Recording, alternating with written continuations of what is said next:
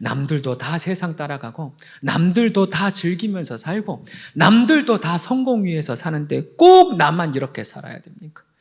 다른 예수 믿는 사람들도 다른 교회 다니는 사람들도 다 그렇게 삽디다. 꼭 나만 질서를 지켜야 됩니까? 꼭 나만 선을 행해야 됩니까? 라는 마음이 들 수 있지요. 그러나 오히려 반대로 생각해야 합니다. 저는 모태신앙이고 또 목사이지만 신학의 길을 걸어왔지만 제 안에 잘 믿어지지 않는 말씀들이 있었습니다. 모태신앙의 특징은 웬만하면 잘 믿어집니다. 제가 어렸을 때부터 교회를 열심히 다녔고 또 그 주님을 청소년 시절에 만났기 때문에 성경의 이야기들이 웬만하면 믿어집니다. 그런데 유독 그 말씀이 저를 향한, 저에게 관련되어진 말씀은 쉽게 믿어지지가 않더라고요. 예를 들어서 우리가 이전에 계속 말씀으로 같이 인용했습니다만 예수님께서 제자들을 향하여 너희가 이와 같은 일을 할 것이고 이보다 더 큰 일을 하리라. 이게 참 어렵더라고요. 그리고 더불어서 예수 안에 우리가 있으면 새로운 피조물이라. 보라, 이전 것은 지나갔으니 새 것이 되었도다. 이 말씀도 잘 안 믿어졌습니다. 이유는 내가 그렇게 변하지 않은 것처럼 보이는 거예요. 그러니까 예수님께서 더 큰 일을 하리라 라고 말씀은 하셨는데 여전히 저는 능력이 없고 그렇다고 지혜가 월등히 뛰어나지는 것 같지 않고 학업의 성취도가 유달리 빨라지는 것 같지 않은 거예요. 여전히 그 모습이에요. 새 것이라고 했는데 여전히 내 안에 우울이 있고 걱정이 있고 염려가 있고 여전히 나는 이전과 같은 사람처럼 보이는 거예요. 그런 말씀 중 하나, 또 하나의 말씀이 너희는 세상의 빛이다 라고 하는 말씀이 참 어려웠습니다. 주님은 우리를 향하여 세상의 빛이다 라고 이미 결론을 내리셨는데 제 주변이 안 밝아지는 거예요. 그리고 제 마음이 안 밝아져요. 제 마음 가운데 예수님이 계시다고 했고 이미 예수님이 나에게 빛이라고 하셨는데 제 마음 가운데 밝은 빛이 드러나지를 않는 겁니다. 여전히 우울하고 여전히 슬프고 날로 얼굴은 까매지고 막 그래요. 반대가 되는 거예요. 나는 왜 이럴까? 결론은 두 가지죠. 말씀이 잘못되었던지 아니면 내가 문제가 있던지. 그래서 자꾸만 자책이 되는 거예요. 하나님의 말씀은 완벽하시니까.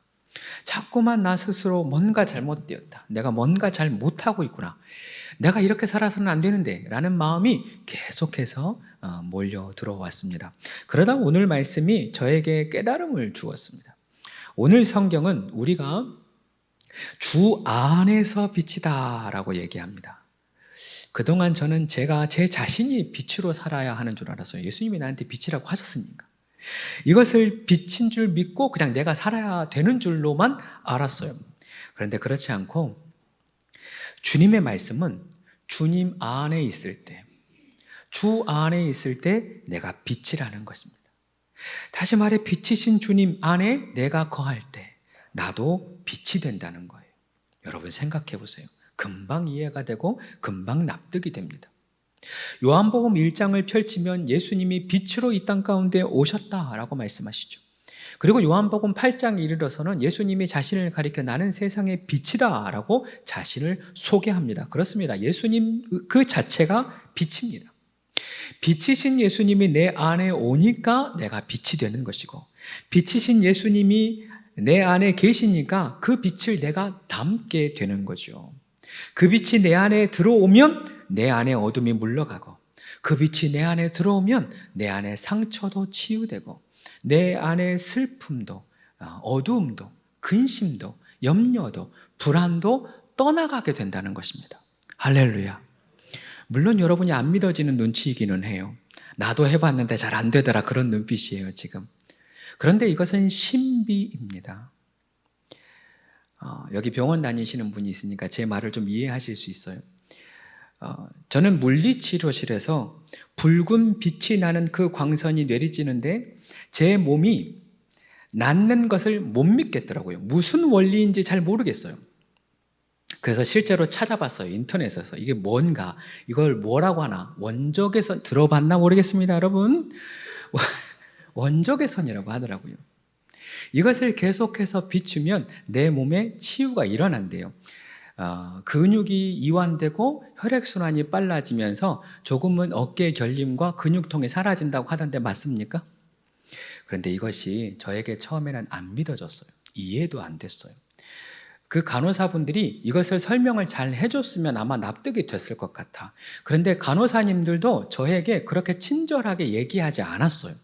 그분들도 이게 치료의 효과가 있으면 정성스럽게 그 환부 부위를 가리켜서 잘 표시를 해놓고 비추어 놓고 잘 치료가 되나 옆에서 봐야 될 것 같잖아요. 안 그래요? 그런데 그냥 이거 켜놓고 가버려요. 그리고 타이머를 맞춰놔요. 그래서 끝나고 나서 한참 후에 와서 이걸 치워준단 말이죠. 내 안에 더 의심이 들어요. 이거 정말 효과가 없나 보다. 이게 정말 능력이 없나 보다 라는 마음이 제 안에 들더라니까요.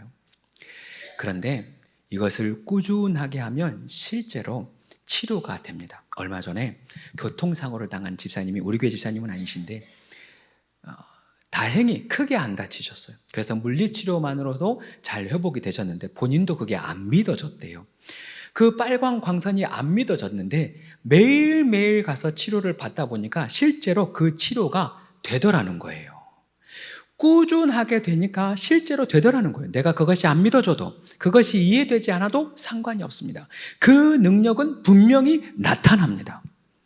바로 하나님의 신비가 이와 같습니다.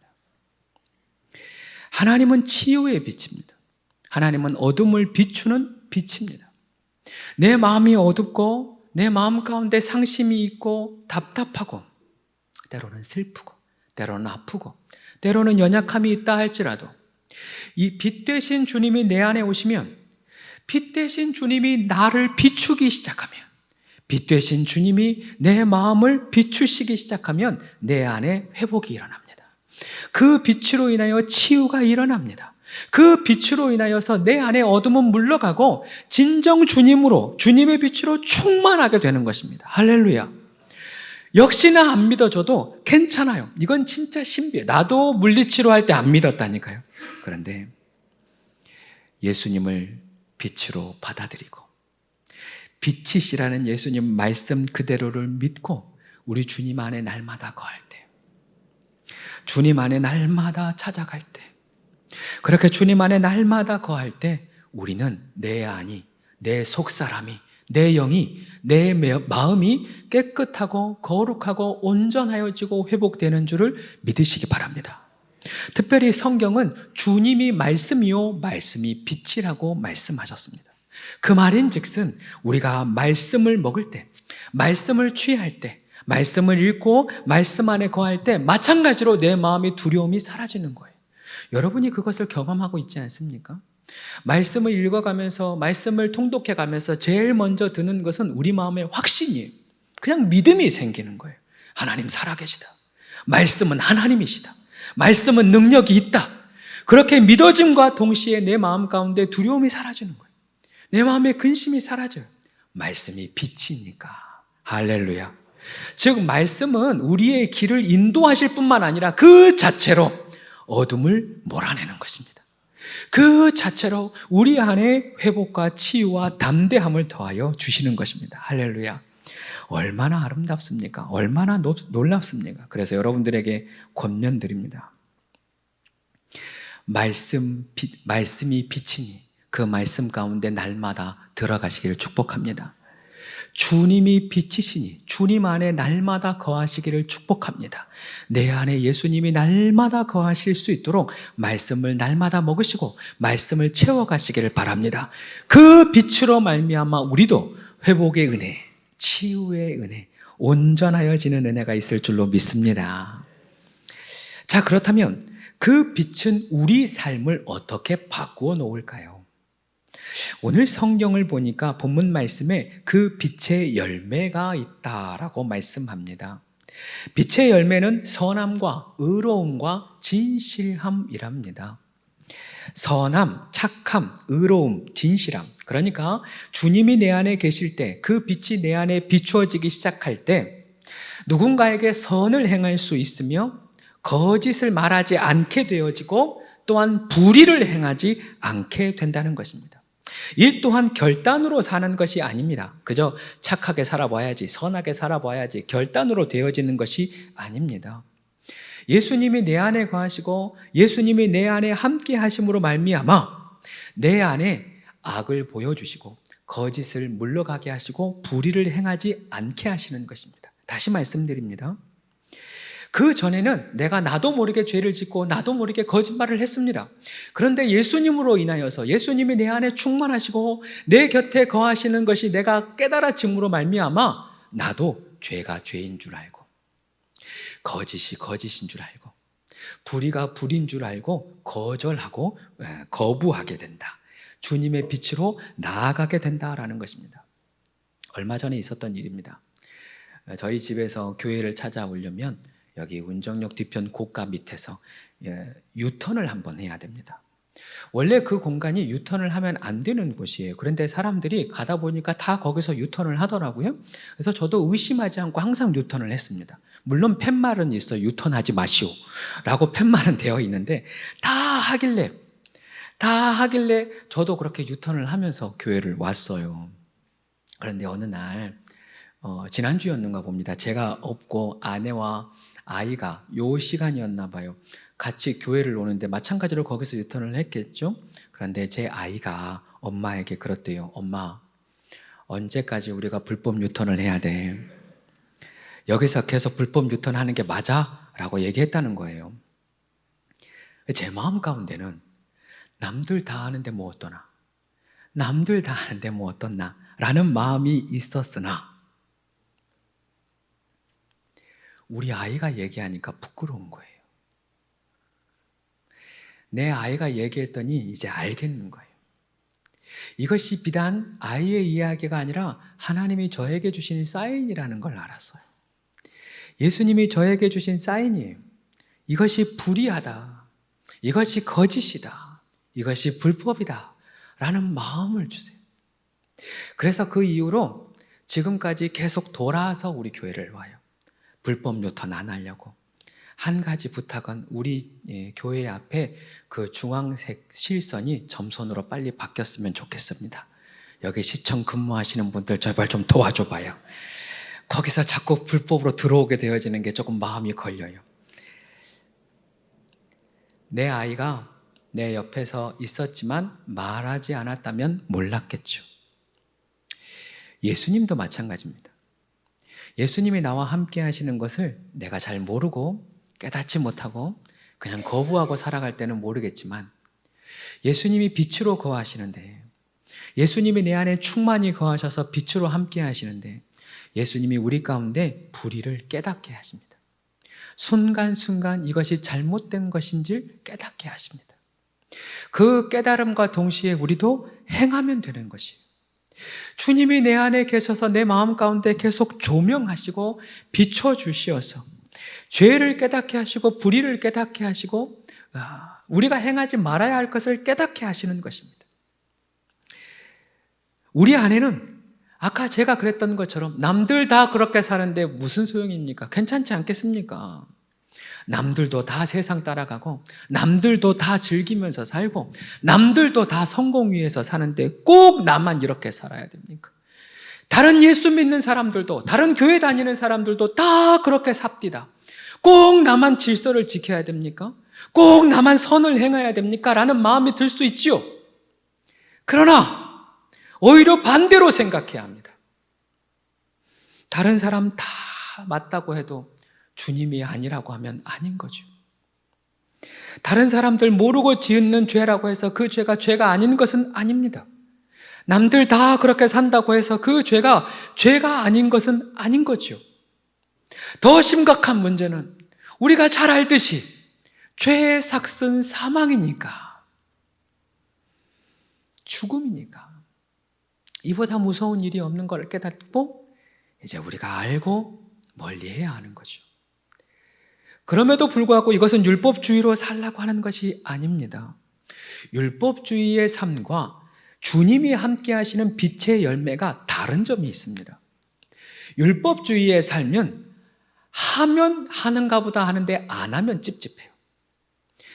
하면 당연한 것이고 안 하면 내 마음이 거슬려요. 그러니까 교회에 가서 예배 드리는 것이 당연하게 느껴지고, 예배 안 드리면 괜히 집에 찝찝해. 예배 안 드리고 지금 온라인으로 예배 드리면 괜히 찝찝해. 마음이 괜히 찝찝하단 말이지. 기도도 똑같아요.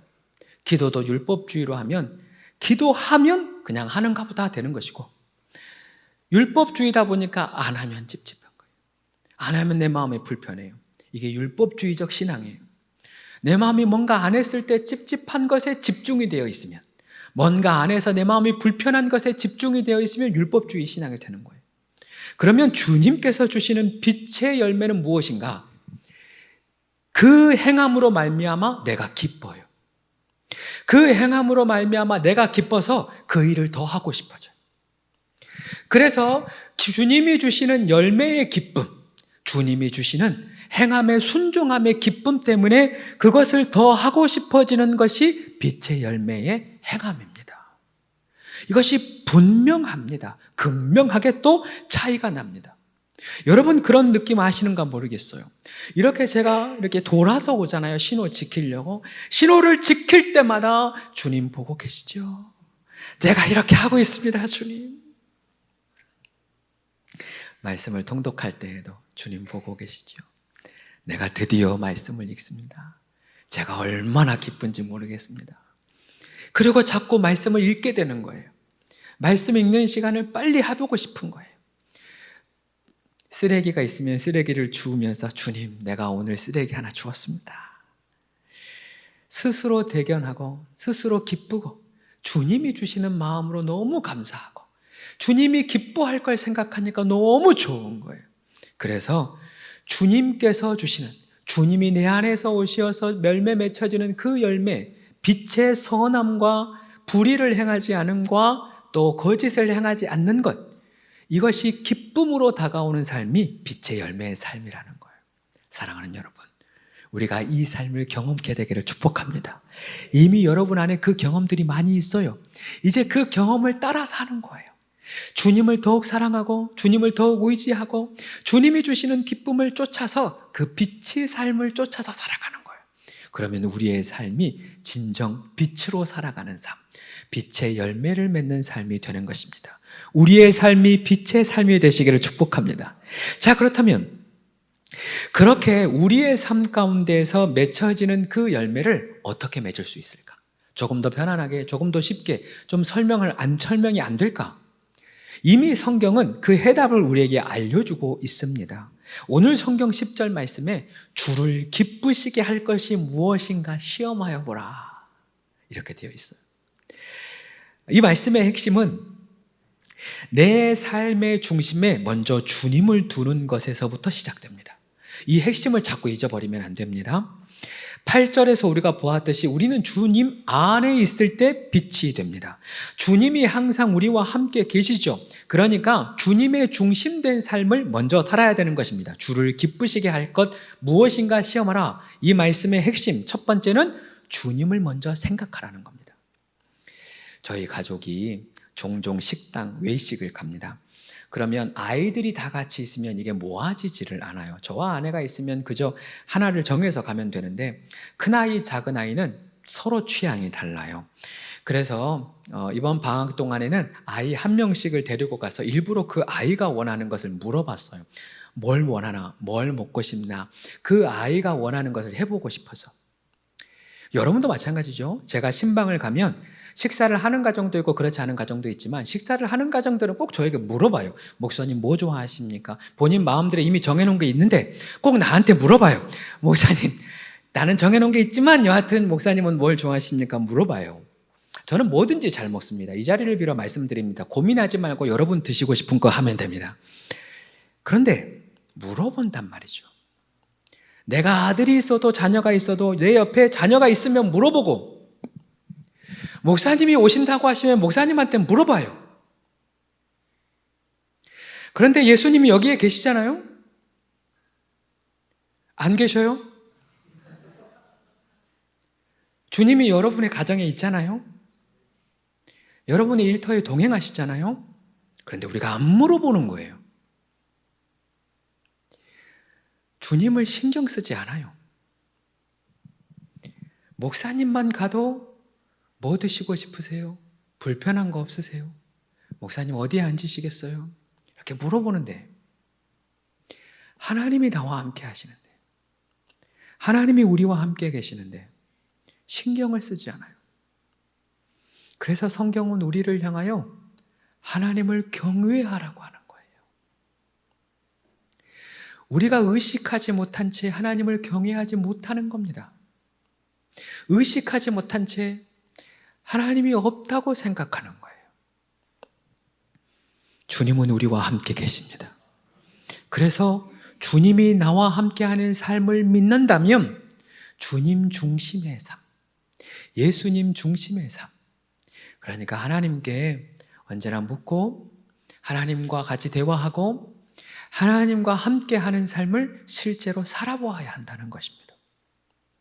그리고 그 다음 주님이 기뻐하시는 것이 무엇인지 생각해 보라는 것입니다. 주님이 기뻐하는 삶, 우리는 나 주님의 기쁨 되기 원하네, 내가 원하는 한 가지, 주님의 기쁨 되기 원하는 것, 찬양을 너무 많이 해요. 저도 이 찬양이 너무 좋아요. 그런데 우리 마음 가운데 그 기뻐하는 주님의 기쁨 되기 원하네 라고 하면서 뭔가 큰 거를 생각합니다. 내가 빨리 성공해서 주님의 기쁨이 되어야겠다. 내가 우리 자녀들 빨리 취업시켜서 주님의 기쁨이 되어야겠다. 내가 대박이 나서, 사업이 대박이 나서 내가 로또가 되어져서 주님의 기쁨 되는 일을 해야겠다라고 생각을 해요. 다행이네요. 여러분은 안 그러나 봐요. 여러분의 시선을 보니까. 근데 저는 그랬어요.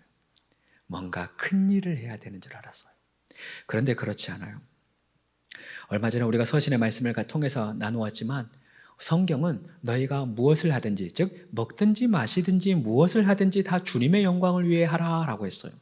이것은 내가 먹든지 마시든지 늘 주님의 영광을 위해서 좀 빡빡하게 살아야 된다, 그런 뜻이 아니라 먹는 것, 마시는 것, 사소한 것도 주님께 영광이 될 수 있다는 거예요. 그 작은 일, 별것 아닌 일, 우리가 매일 하는 일, 매일 하는 일을 통하여서도 주님께 영광이 될 수 있다는 것입니다. 오늘 이 말씀, 기쁨도 마찬가지입니다.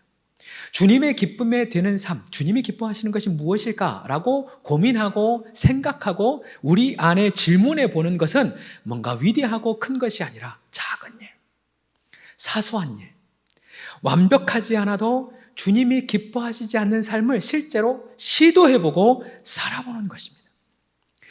아까 얘기했듯이 신호 지켜보는 것, 기다려보는 것, 오래 참아보는 것, 인내해보는 것, 감사를 표현하는 것, 사랑을 표현하는 것, 별것 아니죠. 우리가 할 수 있는 일입니다.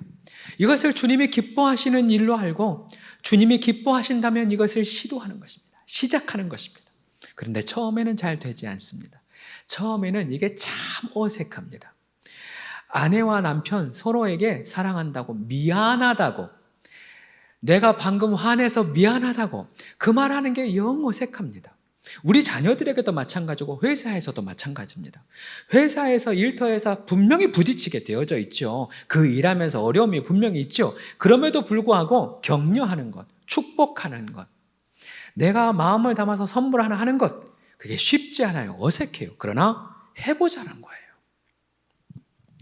요즘에 우리 현이가 이제 도를 넘어서니까 자꾸 이제 걷기 시작을 해요.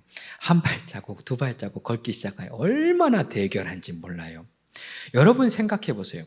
현이가 늘 기어다니다가 이제 일어나서 한 발자국 떼고 넘어지고 또 한 발자국 떼고 넘어졌다고 해서 여러분들 중에 누가 현이에게, 현이야, 너는 그냥 기어라, 너는 그냥 기는 게 체질인 것 같다, 무리하지 말아라 라고 할 사람은 없어요.